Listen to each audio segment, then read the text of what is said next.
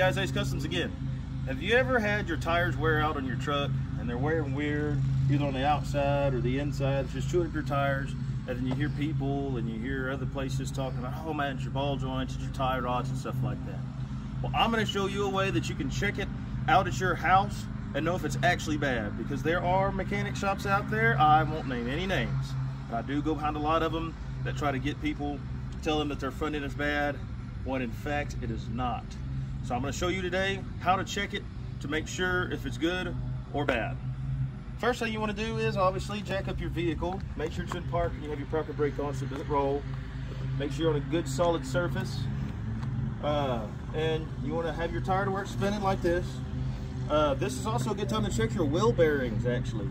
You spin your tire, you're going to listen for like roaring or squealing or something like that, both directions.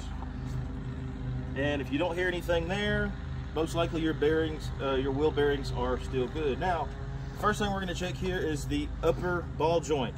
So the upper ball joint is a little ball inside of a socket, and when it wears out, there's a lot of play in there. It's not supposed to move, it's supposed to stay solid. When the ball gets loose, it'll start moving like this, which causes your tire to go in or out and wear like that. Take the top of your tire, go back and forth like this. You see how mine has no movement in it at all? None. No movement.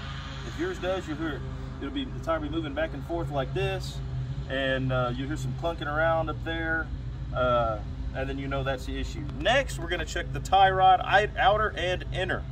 You're going to take the tire, you're going to grab it right here, and you're going to grab it here. Then you're going to go back and forth like this. Now, if you see, mine's actually moving a little bit. So I'm thinking one of my inner tie rods or outer tie rods is worn and needs to be replaced here soon, which is what causes your sloppy steering. Driving down the road and you're having to do this constantly instead of keeping it straight. That's what this is. So the next way to check your bottom ball joints is the easiest and best way is with a bar of some sort, maybe a big screwdriver or something like that. But you want to take your tire off, which I'll do that right here real quick.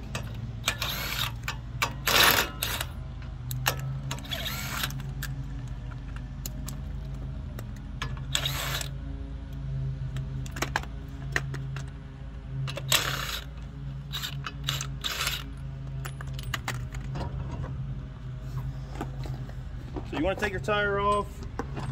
If you want to, for safety purposes, you can take the tire, you can set it underneath the vehicle. That way, if you're under the vehicle, the jack should fail, it falls on the tire, doesn't fall on you. So what you have here, what we're looking at here is you have your upper ball joint. This is your ball joint, the upper one. This is your upper control arm. Those are the bushings for your upper control arm. This is your sway arm link. This is the sway arm bar. This is the outer tie rod. The inner tie rod is in there behind this boot. You have your lower control arm right here, obviously the bushings for it. Then you have your coil spring, and your shock is just inside of there. This is also a really good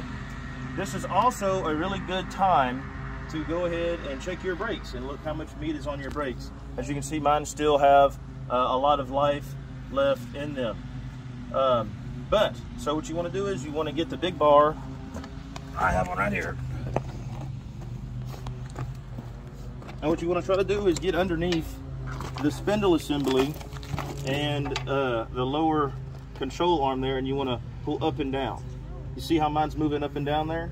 So my lower ball joint is actually going to need to be replaced here before too long. So that's how you check that. Like I said, if your wheel bearing is making noise, you would take off your caliper here, your caliper bracket, pull this off, and then there's bolts back there to replace your wheel bearing. If your rotor, also you want to check your rotor. So your rotor should not have a lip here or here.